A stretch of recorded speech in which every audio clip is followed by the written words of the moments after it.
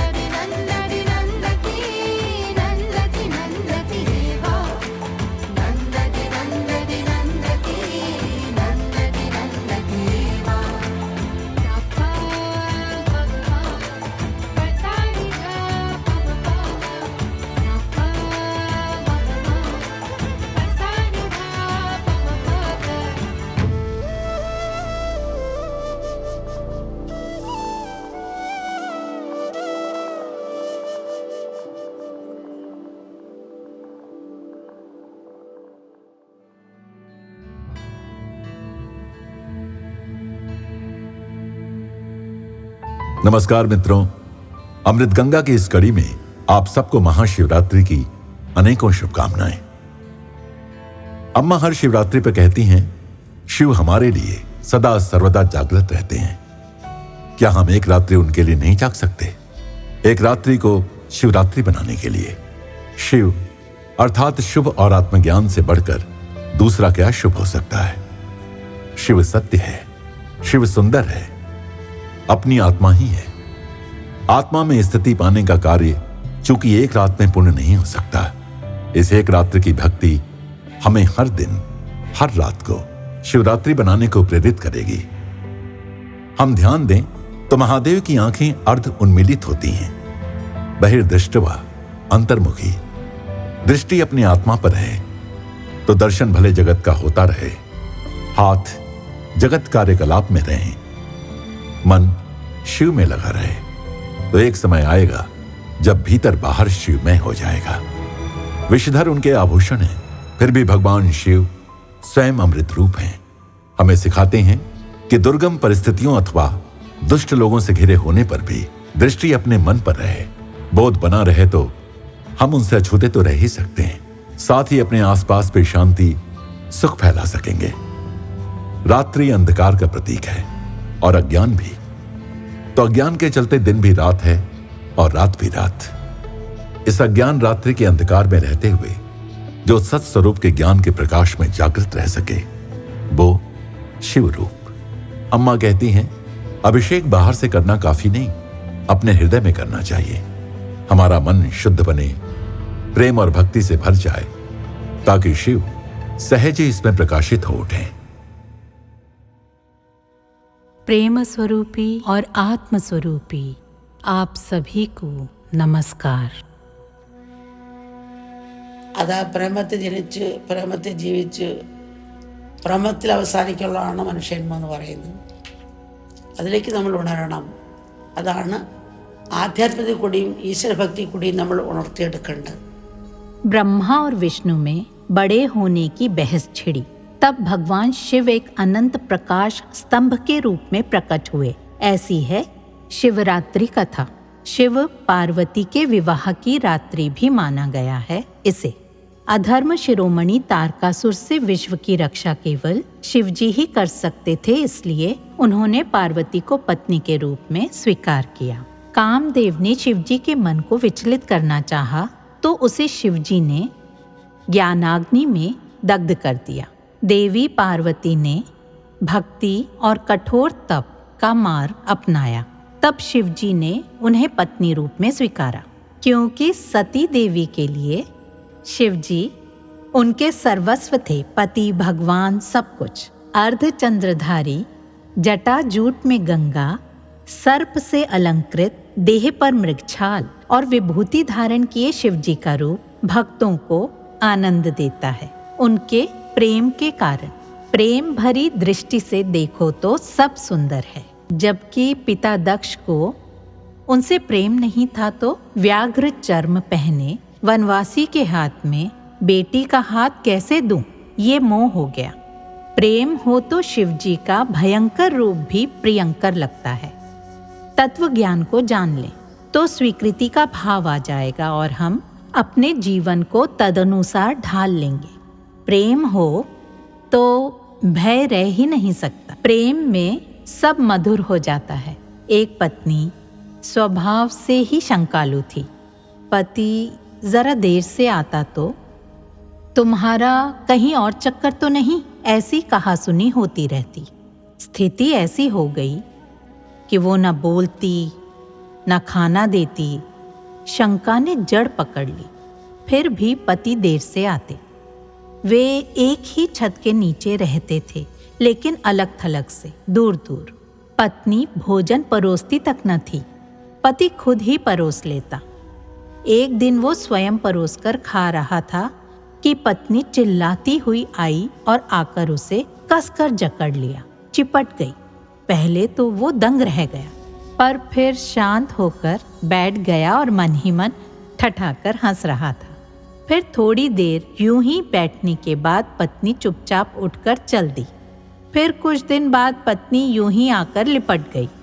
पति ने मन ही मन हंसते हुए उसकी पीठ सहलाई। फिर कुछ देर बाद वो चली गई। 4 दिन बीते और फिर वैसे ही आकर लिपट गई। इस बार पति ने भी लिपटकर मीठी मीठी बातें कहकर उसे सांत्वना दी। फिर अगली बार भी जब ऐसा हुआ तो पति ने पत्नी से पूछा, तुम्हें उस कमरे में अकेले सोने से डर लगता है ना? बात क्या है? पत्नी कह नहीं रही थी कि बात क्या है। ईगो के कारण। पति पत्नी की ईगो। बताया कुछ नहीं, बस पूछा, मैं तुम्हारे कमरे में सो जाऊं? वहां डर लगता है। ठीक है, यहाँ सो जाओ। पत्नी डरी हुई थी, इसलिए कसकर पकड़कर सो गई। धीरे धीरे प्रेम बढ़ने लगा। फिर मिलजुल कर खाते पीते बातें करते परस्पर प्रेम और सौहार्द ने जन्म लिया।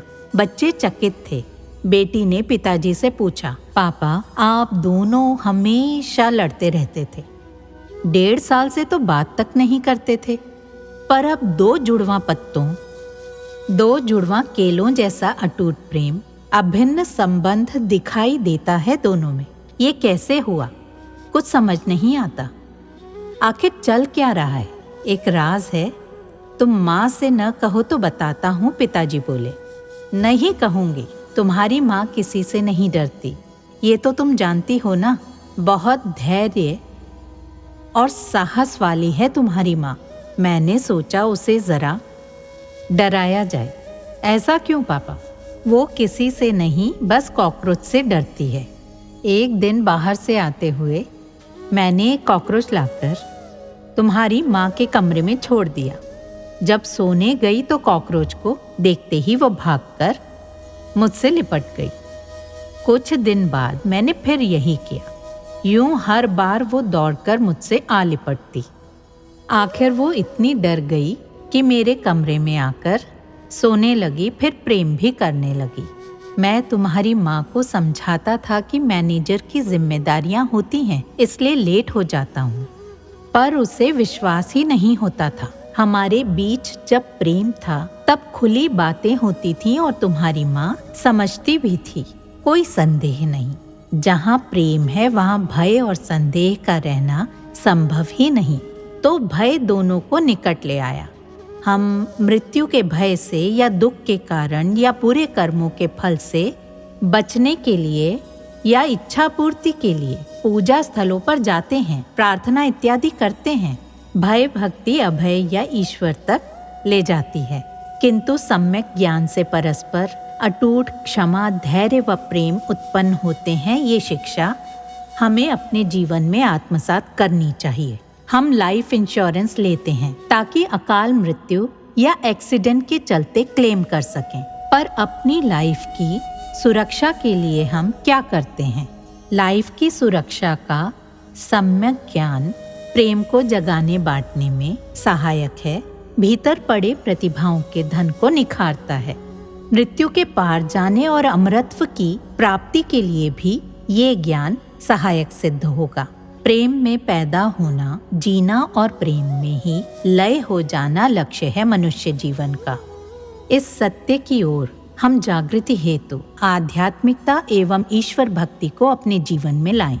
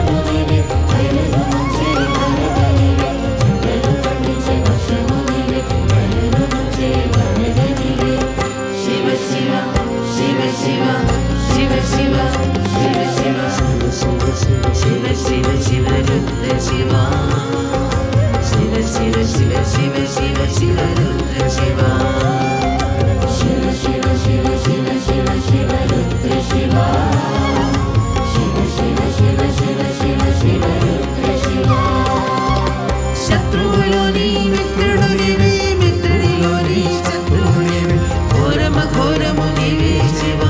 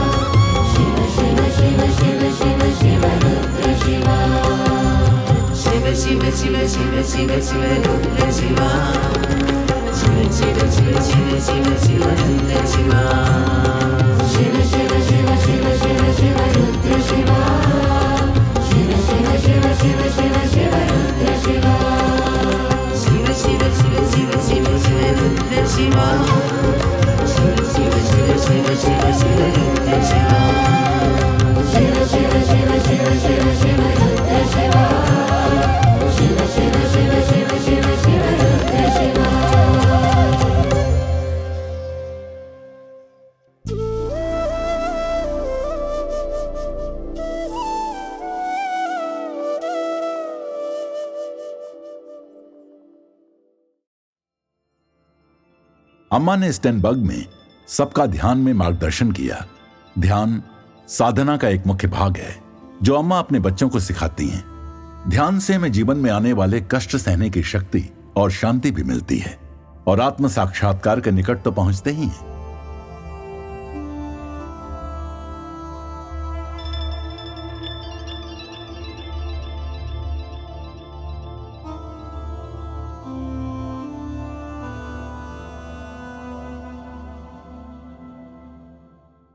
थोड़ा समय ध्यान में बैठने के बाद अम्मा ने दर्शन देना शुरू किया, लेकिन अम्मा का तो संपूर्ण जीवन ही दर्शन है। ज्ञानी महात्मा के सानिध्य में ध्यान और सत्संग की महिमा अकथ्य है। अम्मा चाहती हैं कि उनके बच्चे अपने स्वरूप को जान लें। इसके लिए वो बच्चों को सत्संग, ध्यान के साथ साथ अपनी दृष्टि और मुस्कान के साथ अंततः अपने अनुभव को उनमें उड़ेल देने की कोशिश में उन्हें बाहों में भर लेती हैं। अम्मा के बच्चों के पास आशीर्वाद के बखान के लिए शब्द नहीं है, अतः वे इसे अपने में समा लेते हैं। बस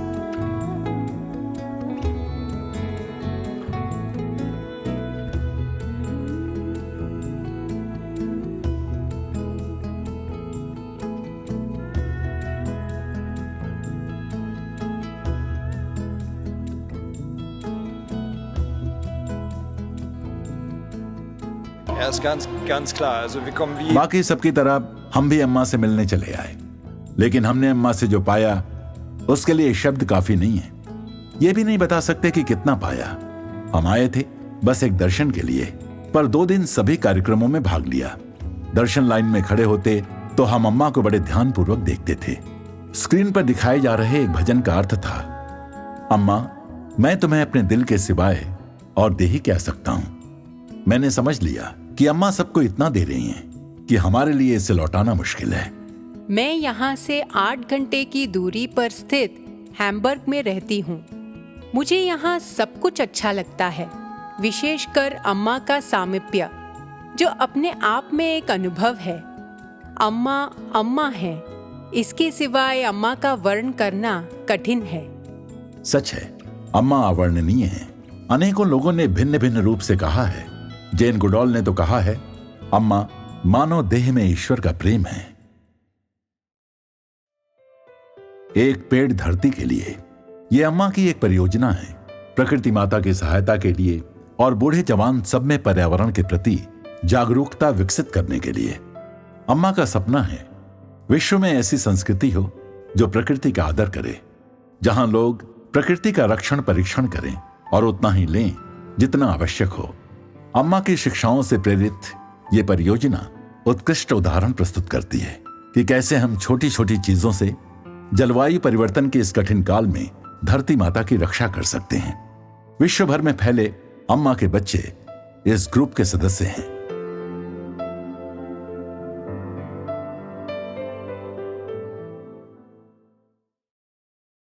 वॉक्स और उम्पा जर्मनी के 2 पारंपरिक लोक संगीत हैं। जर्मन लोगों के दिलों में इन्हें विशेष स्थान प्राप्त है।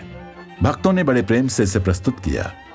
इन संगीत शैलियों का जन्म दक्षिण जर्मनी के पर्वतीय गांवों में हुआ, इसीलिए इसे लोगों का संगीत कहते हैं।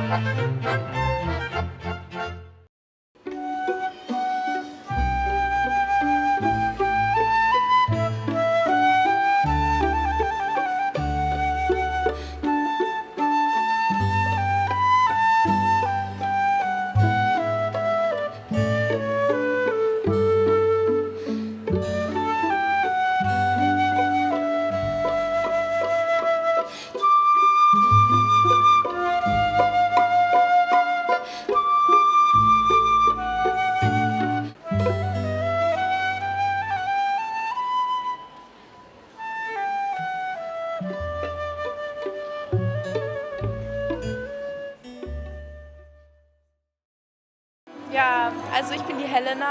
मैं हेलिना हूँ। मैं पिछले साल पहली बार यहाँ आई थी। मैंने देखा यह बहुत सशक्त और सुंदर था, इसलिए मैं फिर से आई हूँ। बिल्कुल सही कहा। मैं नहीं जानती कैसे कहूँ, पर बहुत सुंदर। निश्चय ही असाधारण स्नेहपाश था यह। दर्शन के बाद सारी रात अम्मा की शक्ति मुझ में संचरित होती रही। हम एक दूसरे से इसी बारे में बातें करते रहे। हमारे मन एक ऐसे सकारात्मक व्यक्ति द्वारा प्रभावित थे जो बदले में कुछ चाहे बिना इतना देते हैं। ऐसे लोगों का अस्तित्व होना ही अपने आप में एक बड़ी बात है। उनके विचारों से विश्व को प्रेरणा मिलती है।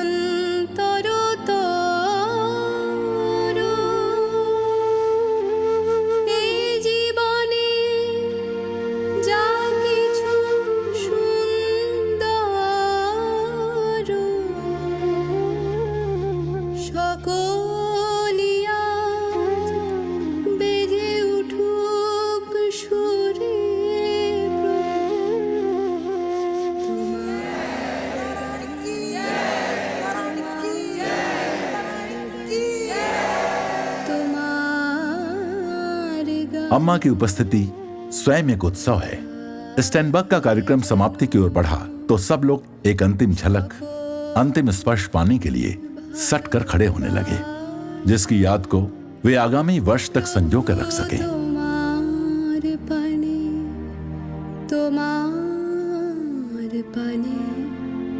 तुम्हार